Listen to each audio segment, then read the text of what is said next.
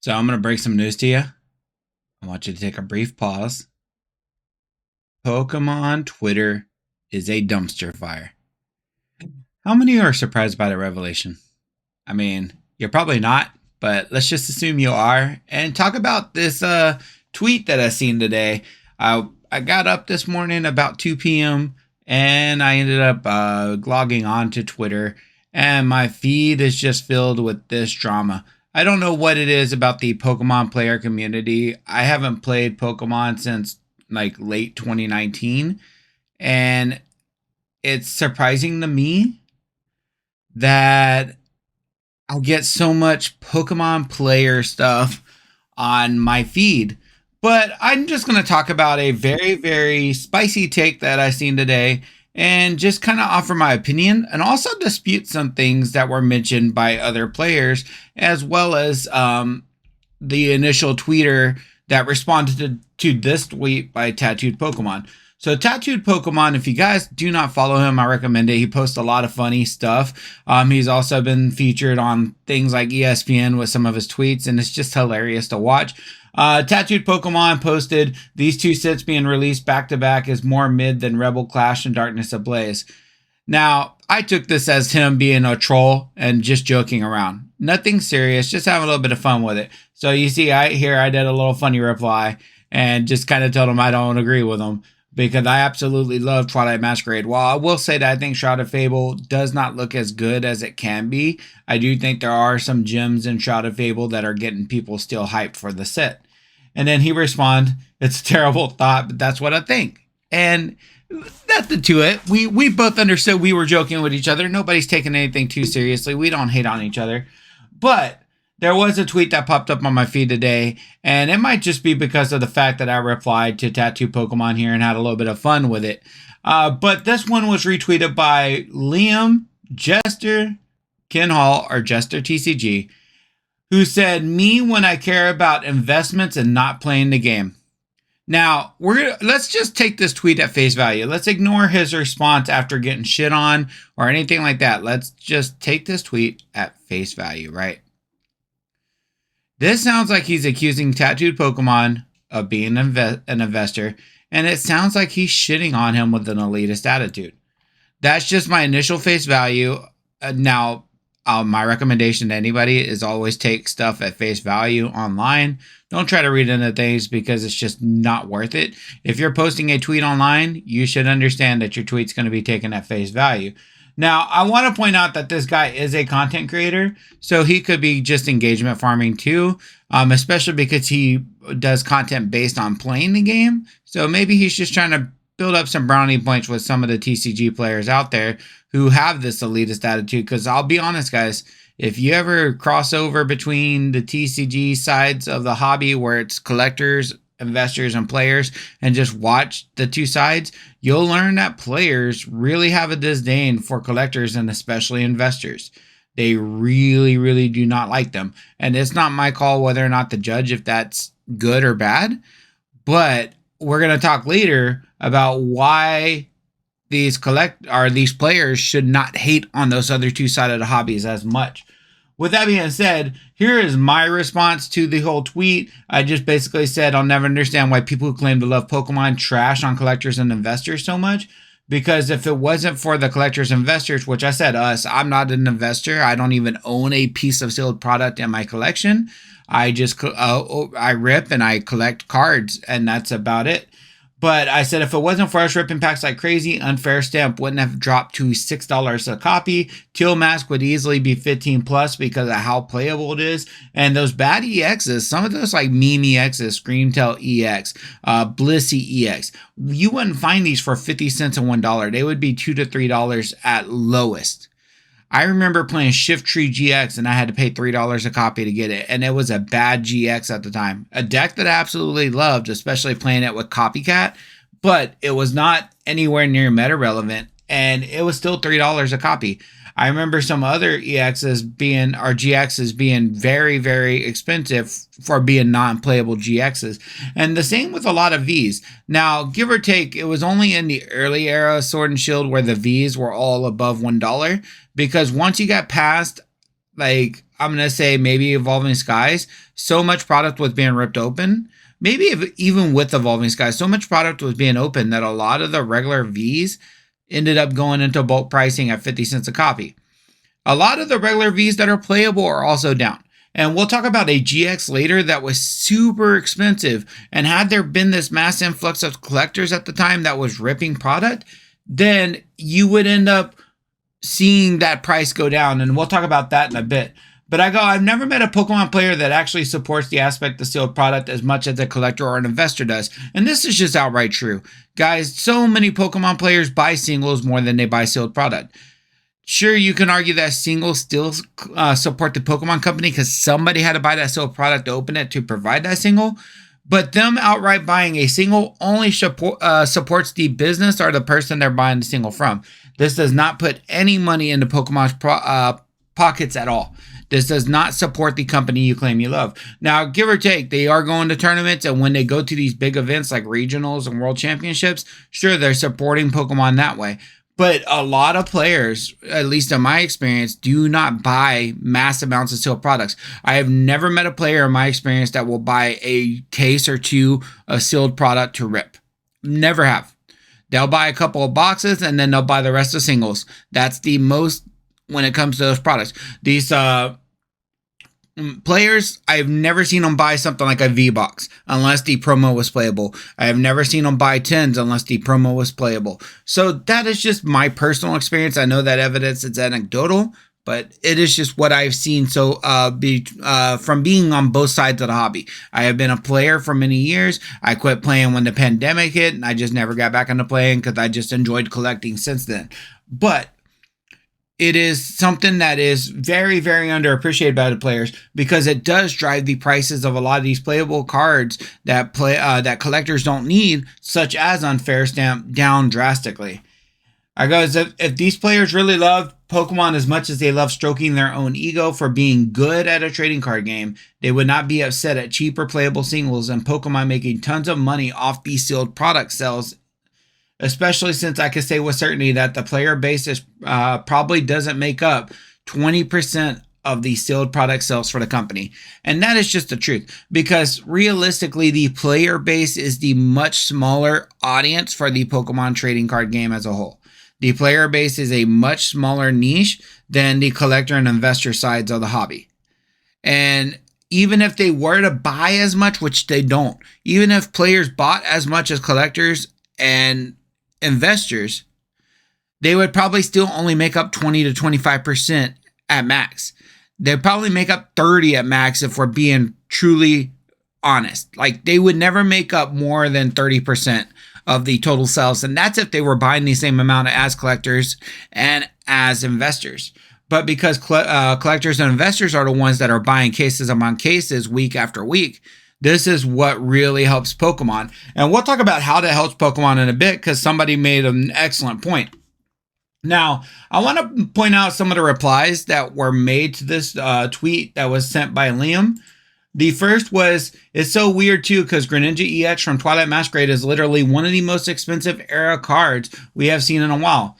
This is from Salty Lily, which just seeing Jackson Cup, I'm going to assume they're also a player. Now, I couldn't understand the context of this tweet. I may be reading into it too much. Maybe they're saying it's weird because there was no big chases in the Scarlet and Violet era before, which is entirely not true. We had Magikarp, we had Iono, we had Raging Bolt spike up quite a bit. We had Morty's Conviction spike up for quite a while. We had Charizard and pretty much half of the SIRs from 151, all pretty expensive. And then we even just had Paldean Fates released with 3 pretty hefty priced SIRs as well. So it's not like Greninja EX being a high dollar card was unlikely because we had sets where that happened. And even the sets with the less popular SIRs, such as Paradox Rift with Roaring Moon, it's still set at a high price and it's still at a decent price now. It's still $60+ a copy. Now, my other context to this tweet is saying it's weird because Greninja EX became the card. Maybe because they thought Greninja EX shouldn't have been that pricey or that desirable. But even if we looked at Greninja EX, the copy they're talking about, it's like a market price of about $230. with the lowest copies being in the 240 range. So yeah, I can understand if you want to play the SIR copy, this is expensive. This is wildly expensive, and maybe that's weird to a player. But let's say the player wants to bling out with a nice looking Greninja. The ultra rare copy is only $5. And look how this has tanked since release. Look how fast it has gone down because of how many available are on the market, 158 listings, and how many collectors here are ripping and just selling their copies. Look at all these collectors. These are not even official shops. These are all just collectors who are ripping product and selling the cards they don't want. Think about it, right? That is what drove the price of this card down. Another card that is readily available if you really wanted to play Greninja and you could not afford the SIR or even the ultra rare, you got $1.20, $1.50. There's some copies down here that you could pay 69 cents plus shipping, 50 cents plus shipping. You can get this card for about $2. Let's say you need a playset of 4. You're spending less than $5 for a playset of 4. I will look at a card later that'll show you that this was not the case back when this game was very player focused. But here, 409 listings, guys. I talked about this in another video that's coming up soon about why some of these EXs, some of these double rares end up at bulk pricing. And that's the main reason. You got so many collectors, so many quote unquote investors ripping product, and they're selling everything they don't want, which increases the amount on the market. And if you guys don't know anything about the Pokemon market, especially the singles market, it is a race to the bottom to try to move your card at the best profit possible. And when you have 409 listings, that means these cards are just drastically being driven down in price by quite a bit. Another response to this is I don't play the TCG and I love it for its connection to the main series. Great sits with something for every one in them. They got thrown in their Eevee. Why are they mad? So I'm not entirely sure what he's trying to say here. I don't play the TCG and I love it for its connection to the main series. Great sets with something for everyone in them. They got thrown their Eevee. Why are they mad? I'm assuming he's referencing the Eevee and Twilight Masquerade, which is the kind of comment that I really hate from a lot of the Pokemon community, that collectors only love Eevee, Charizard, and Gen 1, which is not the case at all. If that was the case, Raging Bolt wouldn't have gone up, because let's be real, Raging Bolt is an ugly version of Raikou. More importantly, Roaring Moon wouldn't have gone up, because even if you talked about Roaring Moon's original Pokemon, Salamence, it is not a Gen 1 Pokemon. It is not an Eevee or an Evolution. So it always surprises me when I see this kind of shit, because it's so freaking annoying when you see people say they got thrown their Eevee or they got thrown their Charizard. Like, fuck, players love Eevee. Players love Charizard. That wasn't the case. You wouldn't load up half of these fucker streams and see Eevee and Charizard in the background. I have loaded up plenty of Pokemon players, like, streams, and looked in the background and seen not only sealed product, which makes them technically an investor, but I've also seen Eevee and Charizard in their backgrounds. So why shit on somebody else for loving those Pokemon? Why shit on somebody else who's enjoying the hobby because they have the nostalgia from when they were a kid? Why shit on them? And I will never understand. But now you see why I'm criticizing this point. Because Liam here backtracks saying, I'm going to clarify something. This isn't a joke at investors' expense, not collectors. I didn't mean any personal offense to tattooed Pokemon. But everybody that responds to this, that supports what he said, is trashing on this tweet and trashing on tattooed Pokemon. So this response is literally because if you look at half the responses, it is people trashing on him for making this tweet with an elitist attitude. But comments like this also prevail in this thread, and it shows that a lot of people trash on tattooed Pokemon, and people like him, which tattooed Pokemon, once again, is just a collector. Another tweet here is, quote, tweet and face the backlash. Screenshotting is a P move.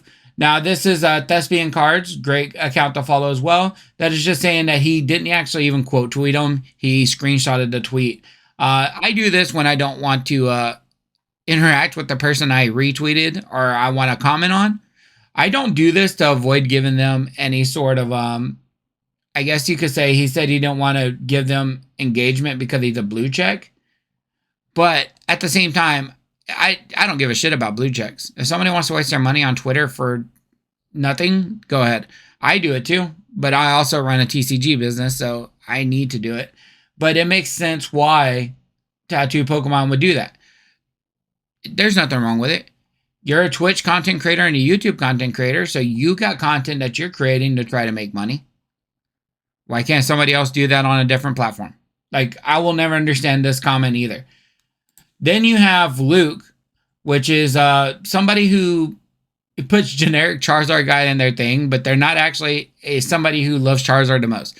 I seen a whole nother tweet thread from this guy talking about Charizard's like his 9th favorite, and he just gets lumped in with Charizard, which is funny. But he goes, there's a lot of people who don't play the game but collect the cards for the art rather than investing. I like Pokemon games and Pokemon cards my entire life, but never got into the game. You're entitled to your opinion, of course. It just seems a little holier than thou, which makes sense.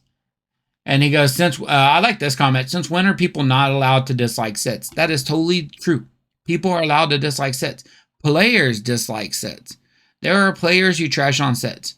A lot of players trashed on Champion's Path because it was very, very collector focused. To chase Charizards, not many great playable cards out of it. A lot of players trashed on it.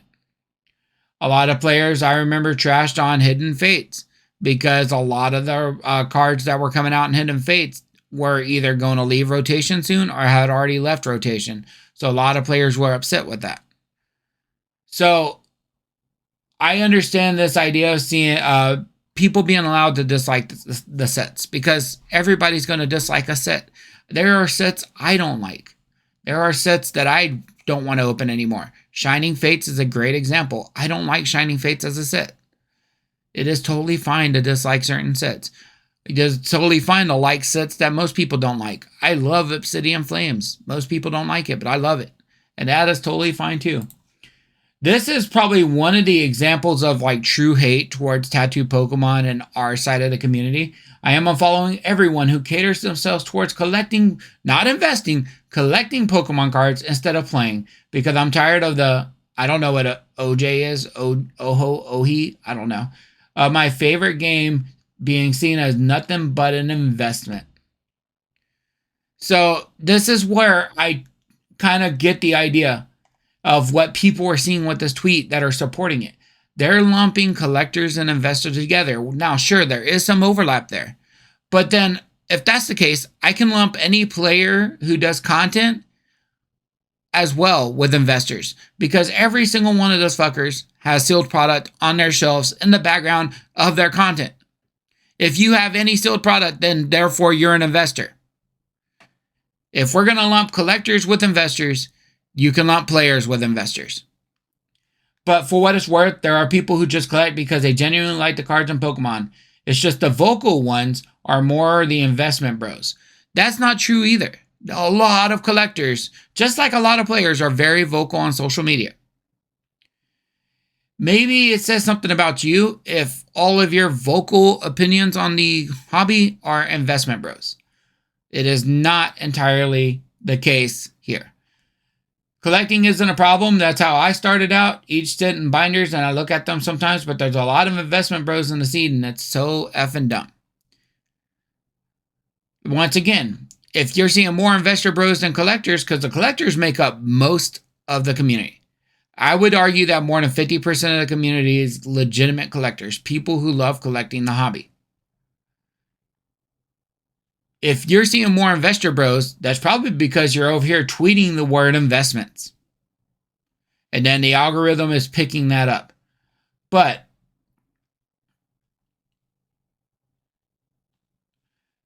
once again, lumping collecting with the idea of investing. And then somebody else down here, I wanted to get to this tweet. Please send a block list. Noted, it's a long one, and honestly, I don't want a lot of effort and to make it, though. So, in other words, you got people who just are absolutely despising this. But then if you ever go and look like at any of these people's profiles, right? They're mutually following collectors. They're mutually working with collectors. They've existed for a certain amount of time that like July 2022. Like you're post-pandemic on Pokemon Twitter. So who's to say that you didn't get into the hobby until after the pandemic hype as all the people you're hating on?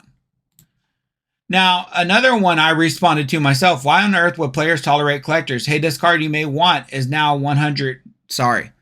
And I think this is referencing Raging Bolt, which I'll get to a little bit later, but I think that's what they're referencing.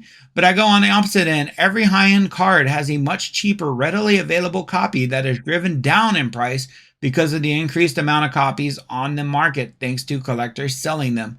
Semi-playable and meme EXs being 50 cents was non-existent before the pandemic. This is entirely true. Even the worst EXs or GXs and even some of the bad Vs before the pandemic, and even in the EXs back in the XY era, none of them were ever at bulk value. Even the worst ones still sat above $1. Nowadays, you can get some of the worst, like Sinistcha EX from Twilight Masquerade. You can find copies of that card for like 25 to 50 cents. You can get your whole playset for less than $2 for that card. It's insane how much the prices of the lowest rarity copy go down because of collectors. So these players can absolutely end up buying whatever playable cards they need because there's a mass amount on the market. Just look at Unfair Stamp with how many copies of that card on the market. Look at every A-Spec besides Prime Catcher and how cheap those are. Now, a tweet by Jordan Love, it's a really good one in my opinion. The player community would not be getting prizes like this without the collector community. Don't bite the hand that feeds you. Now, this is showing us that there is about 100,000 in prizes for, well, it's more than 100,000. I think the actual website says it's 1 million because you get 10,000 for each person 9 to 16 and 5,000 for everybody from 17 to 32, with third and fourth making 20,000 and 50,000. This is the first time, and then the VGC is 3 times as much as the previous years. So this is the first time that we've seen a tweet like this. Now, the initial person, Liam, did say, please show proof of this. I love to see it. But Ethan here says they're not wrong. Collectors buy a large amount of product. Players on average buy much less product and a lot more singles on the second-hand market. Going back to the idea that Pokemon singles do not benefit the Pokemon company directly. More profit from collectors equals collectors influencing budgets more than players, including prize money. Sure, if that's true, once again, that condescending elitist attitude, then I've got a problem. I've not got a problem with it. I would have said I've got no problem with it, but that one threw me off a little bit. I'm still confused as to why collectors have decided to get upset about a tweet about investors because he featured a collector. And I even said that because you used a tweet about a collector knowing full and well you meant to trash him instead of using a tweet from an actual investor. So people were taking it at obvious face value that you lump collectors and players together. I meant to say investors here. And then he says he literally doesn't know the guy. He used this tweet because the wording was funny. But once again, he was aiming to trash him. He was aiming to do this and that. But I want to focus on a few things. First and foremost, let's focus on Jester TCG himself. Now, Jester TCG does make content. But I've noticed that the oldest clip that Jester features on his channel, the oldest video I can find when I look at all his videos, is roughly 9 months ago, right? Roughly 9 months ago, maybe we'll even say maybe a year ago, right? Maybe a year ago, he was doing Pokemon TCG content. Like, even if I was to like scroll all the way down, you have 9 months ago, which was the oldest video I found. His Road to Regionals video, his very first announcement that he would be getting into the competitive TCG was 2 years ago for the 2022 to 23 or maybe the 23 to 24 season. I believe it's the 23 to 24 season because if you go to his homepage on YouTube, he says he won 2 League Cups in his first season in the 23-24 season. So that makes me assume that he started playing the hobby back in early 2023, maybe in late 2022, and that's why his oldest video shows 2 years ago. This reminds me of another person that has developed that elitist attitude as a player and likes to trash on investors. And I'm not trying to make this video about him, but every time I see content from this guy, it's always trashing on investors, even though most of his most popular videos, I would say all of his most popular videos, are videos that cater more to collectors and investors instead of players. This is J-Love. Okay, J-Love, look at all these videos that are on the top. Now, sure, he does have a how to play the Pokemon TCG in 2024 video, which is great because you have a lot of collectors that do try to transition into playing, which is totally fine. But which alternate card is the best? Which alternate art card is the best? Big problem with V-Star Universe. Japanese basics. Are your Japanese cards fake? How can you buy them for cheap? They ruined the Japanese Pokemon cards. I got scammed opening 25th anniversary Japanese packs. So, I'm just sitting here looking, and it's like, I cannot find a single card or a single video outside of the how to play Pokemon in any of his high-end videos that has anything to do with playing. But he does have an invest video. So it's interesting to me that you have players like Jester TCG and J-Love who want to trash on these collectors and on these players who benefit them, so are not players, investors who actually benefit them so much. A great example of this is looking at previous World Championship prizes to this year's World Championship prizes.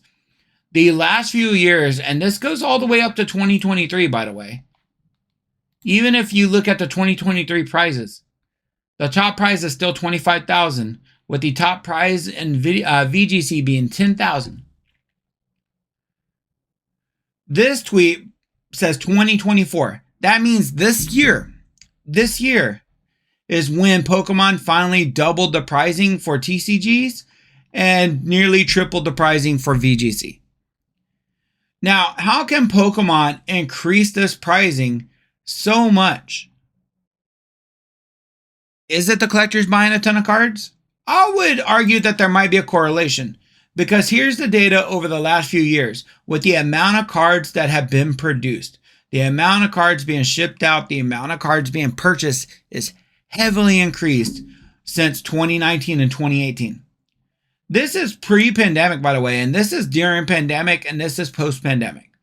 So look at the massive climb because of the amount of people wanting to buy cards.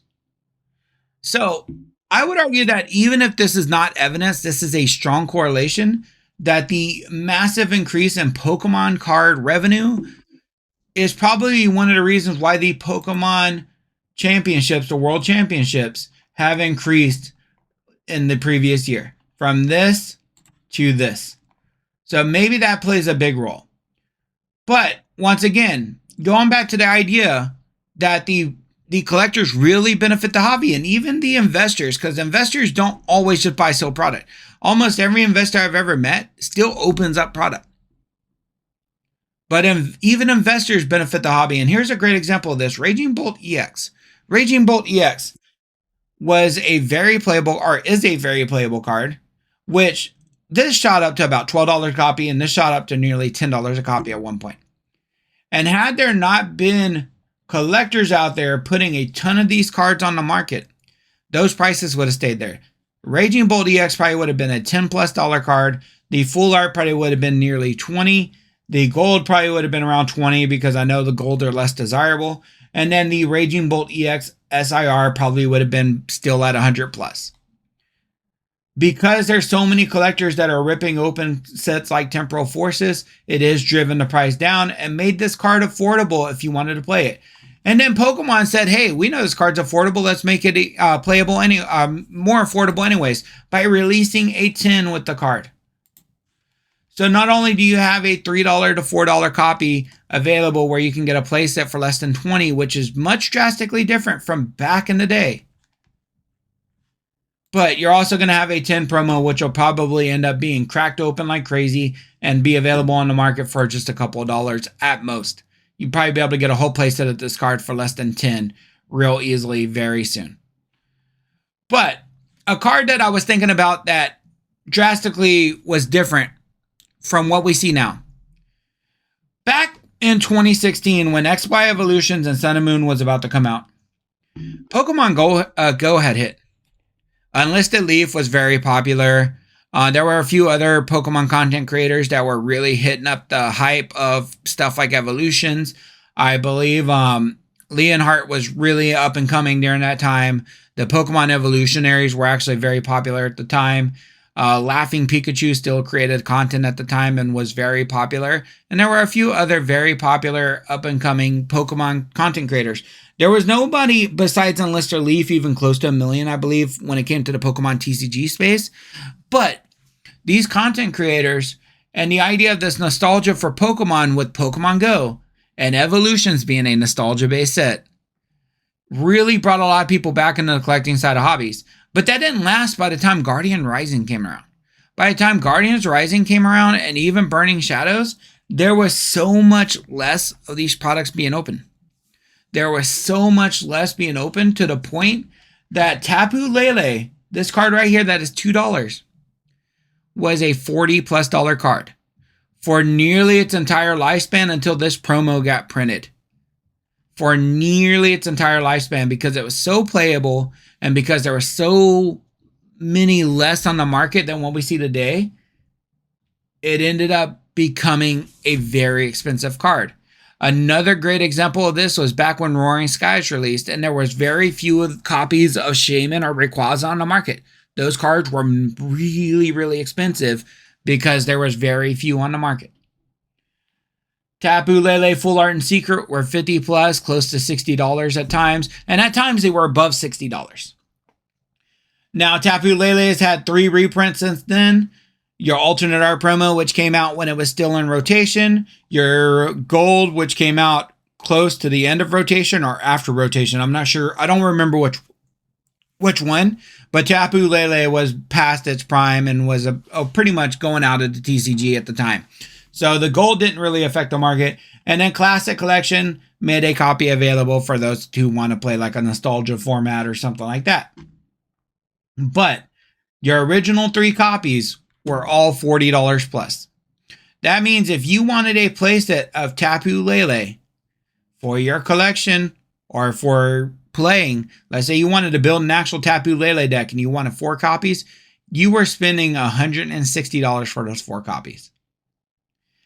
Had we seen, and mark my words, this is just a prediction, but this is something I think is true. Had we seen the amount of collectors in the hobby during this time that we see today, this card wouldn't have been more than $20. This card would have been drastically decreased. But that's just my personal opinion. There's a reason why this set was not very popular. There's a reason why Burning Shadows is only known for its Charizard. There's a reason why Crimson Invasion is probably the most hated set out of the Sun and Moon era. And there's a reason why sets like Ultra Prism and Team Up did not have as strong of print runs as some of these other sets. And it's because the collector base dropped drastically between XY Evolutions and Guardians Rising. And it led to this decrease in the amount of cards on market and led a lot of playable cards to being quite pricey. And this happened for quite a long time. Buzzwole wasn't a cheap card when it was in meta relevant. Rayquaza from Celestial Storm was pretty expensive. ADP was very expensive, especially if you wanted a higher rarity version of the card. And these were if you wanted to play the game. If you wanted to play the game and you wanted multiple copies of these cards, you were spending top dollar to get them. Now, these collectors that these players like to elite on, who like to hate on, they don't understand that now playable cards are much cheaper and much more affordable because of them. Even if I was to go and look at Twilight Masquerade now, right? Even if we were to look at Twilight Masquerade and look at cards, let's just look at some of the playable cards. Teal Mask Ogerpon Full Art, $10, right? Blood Moon Ursaluna Gold, $10. Teal Mask SIR, less than $40. Enhanced Hammer Gold, $8. Luminous Energy Gold, $8. Rescue Board Gold, $12. If you guys don't know, golds for items that were playable back in Burning Shadows, for example. I think it was Choice Belt. I think Choice Belt was the one at the time. $50 to $60 for a gold. Ultra Ball golds, $50 to $60. Unfair stamps, less than $5, or $5, less than $6 now. Iron Thorns EX Full Art, and I know this is solid. This is a solid card, less than $5. Full Art Trainers, all under $5. If any of these are playable, or if your deck needs to use them, you can get them for under $5. Dragapult, I know this isn't as playable as people liked, less than $3. Killmask Ogerpon, under 10, under 8 actually for the lowest copy.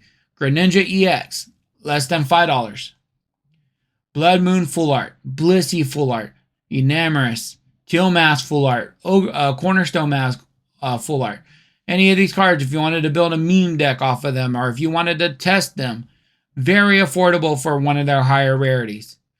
And then let's look at the next page. Let's even go down even more. Hearthflame Mask, Full Art. If you wanted to build a deck based off of this guy, you spend less than $1 for a copy. Blood Moon Ursaluna, decent card, 79 cents for the lowest. Palafin EX, fun deck to play, very memey, 75 cents for the Full Art. Plus there's a promo and a regular EX of this card, both under $1. Legacy Energy, Hyper Aroma, very affordable A-Specs. Secret Box, Scoop Up Cyclone, very affordable. Blissey EX, lowest copy, 18 cents. Wellspring Mask, lowest copy, 16 cents. Over 500 listings available. Iron Thorns, 48 cents. Sinistra EX Full Art, 50 cents. Hassel Full Art, Lucian Full Art, both under $1. And that stop. Magcargo Full Art, 49 cents. Survival Brace, under 50 cents. All of these EXs right here, very, very affordable, with a low of 3 cents for Screamtail EX. So once again, if you wanted to build a deck based off any of these cards, your holo rares, even your most playable holo rares, bulk pricing, 10 cents a copy. Dracloak, a very desired and playable copy that is a common, would have been $2 to $3 back in Sun and Moon and early Scarlet and Violet era. Now 10 cents a copy. Monkey Dory, if this was a holo rare in Scarlet and Violet era, it would have been a $5 card. 10 cents. Bug catching set, 5 cents. Nothing is expensive for players anymore thanks to collectors. Unless they wanted to bling out their deck, that's a whole different story.